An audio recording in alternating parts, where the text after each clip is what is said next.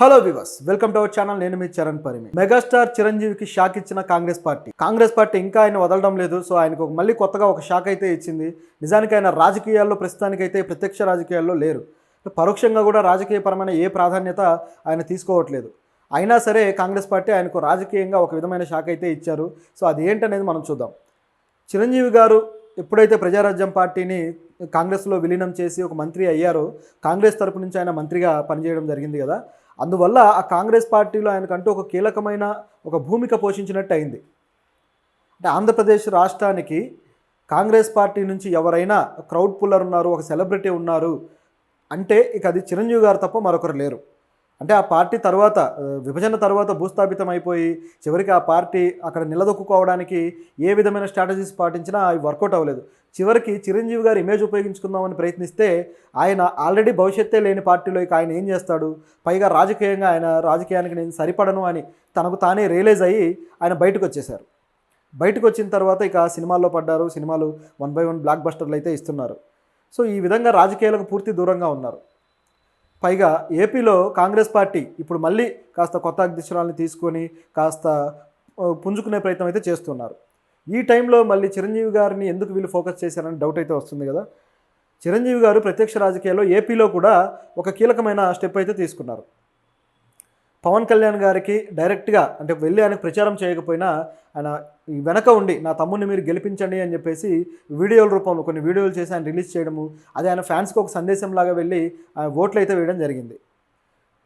ఇక రేపు వస్తాడు లేకపోతే ఎల్లుండి వస్తాడు, కాంగ్రెస్ పార్టీకి మద్దతు ఇస్తాడు, కాంగ్రెస్ పార్టీకి జనాన్ని కూడగడతాడంటూ కాంగ్రెస్ పార్టీ నాయకులు రకరకాలుగా చెబుతూ వచ్చారు చిరంజీవి గారి గురించి. కానీ ఆ ప్రయత్నం అయితే జరగలేదు. గతంలో అయితే కాంగ్రెస్ పిసిసి అధ్యక్షుడు అప్పుడు ఏపీలో రఘువీరారెడ్డి గారు, ఆయన చిరంజీవి గారు ఎక్కడికి పోలేదు, ఇంకా కాంగ్రెస్ పార్టీ సభ్యుడే, ఆయన సభ్యత్వాన్ని రద్దు చేసుకోలేదు, అదేవిధంగా మేము కూడా రద్దు చేయలేదు, ఖచ్చితంగా ఆయన పార్టీలో ఉన్నట్టే అని చెప్పేసి ఆయన కూడా అన్నారు. సరైన సమయంలో ఆయన వస్తారేమో అన్నట్టు వ్యాఖ్యానించారు. తర్వాత అధ్యక్షులు మారడాలు, చిరంజీవి గారి పాత్ర కూడా మారిపోవడం అంతా జరిగింది.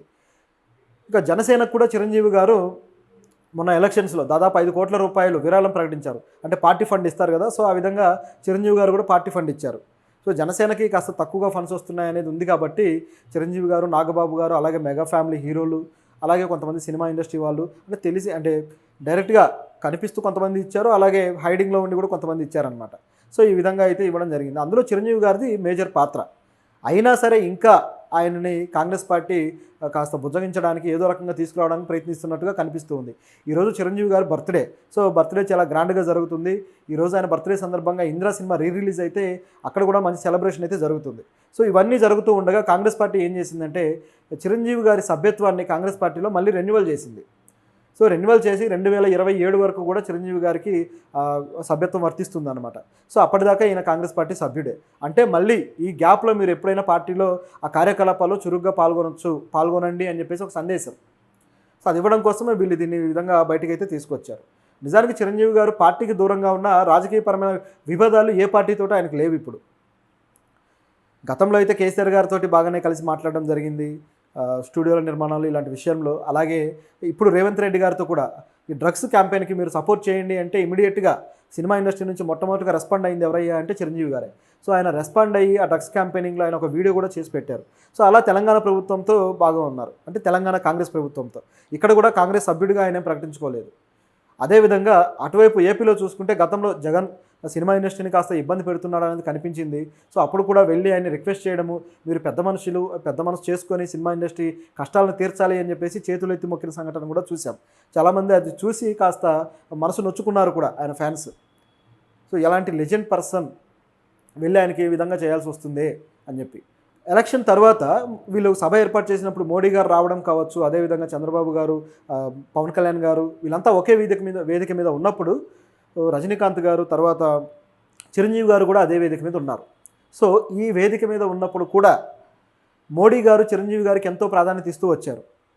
అంటే ఆయన భుజం తట్టడం కావచ్చు, ఆయన తోటి మంతనాలు ఆడడము, ఆ నవ్వుకోవడం కావచ్చు, ఇవన్నీ కూడా చాలా రెస్పెక్ట్ ఇస్తూ చాలా ప్రాధాన్యత అయితే ఇచ్చారు. సో రాజకీయంగా మేము మిమ్మల్ని పట్టించుకుంటామనే సిగ్నల్ బాగా ఇచ్చారు. అదేవిధంగా ఆయనకు తర్వాత అవార్డులు ప్రకటించే విషయాల్లో కావచ్చు, అదేవిధంగా ఎప్పుడు సందర్భం దొరికితే అప్పుడు చిరంజీవి గారిని ఏదో విధంగా బీజేపీ పార్టీ కాస్త మోస్తూ కనపడింది. చూస్తూ ఉంటే ఆయన రాజ్యసభకు పంపిస్తారేమో ఆ పార్టీ తరపు నుంచి అని కూడా గతంలో వార్తలు వచ్చాయి. అయితే అది కూడా తోసిపుచ్చారు. ఎందుకంటే చిరంజీవి గారు ప్రత్యక్ష రాజకీయాల్లో ఏమాత్రం ఇంట్రెస్ట్ పెట్టలేదు. సో ఒకవేళ వాళ్ళు పదవి ఇచ్చినా తీసుకునేవారైతే కాదు. సో ఆ విధంగా వాళ్ళ ప్రాధాన్యత కూడా కనిపిస్తూ వచ్చింది. అయినా సరే కాంగ్రెస్ పార్టీ వదలకుండా ఇప్పుడు ఇది ప్రకటించడంతో కాస్త ఆసక్తికరంగా మారింది. మరి భవిష్యత్తులో ఆయన ఆలోచన ఏమన్నా మార్చుకొని ఇటువైపు టర్న్ అవుతారా అన్నట్లుగా. ఎందుకంటే చూస్తూ ఉంటే ఈ కూటమిలో కూడా ఎక్కువ కాలం సాగుతారనే గ్యారంటీ అయితే కనపడటం లేదు. అది సెట్గా కనిపిస్తుంది చూస్తూ ఉంటే. సో అప్పుడు కాస్త అభిప్రాయాలు మారచ్చు, దృక్పథాలు మారచ్చు, వీళ్ళ స్టాండ్ కూడా మారచ్చు అనే ఒక సినారియో అయితే ఉంటుంది. సో దాని మీద మనం భవిష్యత్తులో ఖచ్చితంగా మాట్లాడుకుందాం. సో ఇది చిరంజీవి గారికి కాంగ్రెస్ పార్టీ ఇచ్చిన షాక్. సో మరి ఆయన నిజంగా యాక్టివ్ అయితే మాత్రం ఏపీలో మళ్ళీ ఒక రాజకీయంగా కాంగ్రెస్ పార్టీకి మంచి బూస్టింగ్ అయితే వస్తుంది. కానీ ఆయన చూస్తుంటే మాత్రం ఏమాత్రం అయ్యేలాగా